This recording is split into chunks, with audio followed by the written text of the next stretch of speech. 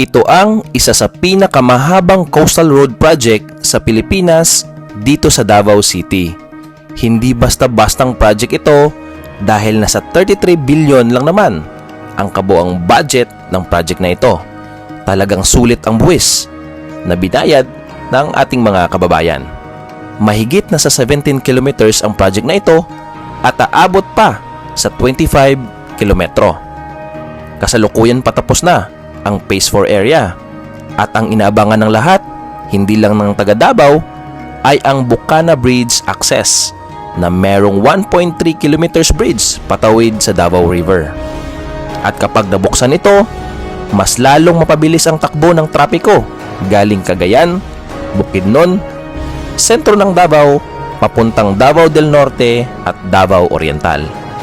Buong Pilipinas ang nag-aabang nito dahil buong Pilipinas ang magbibenepisyo nito dahil dito magdadaan ang galing norte papuntang timog ng Mindanao mula Zamboanga, Jensan, Cagayan de Oro papuntang dulo ng Mindanao sa Davao Oriental.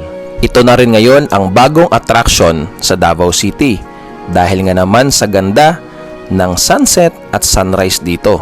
Hindi lang tayo ang magbibenepisyo nito, kundi ang mga susunod pang henerasyon.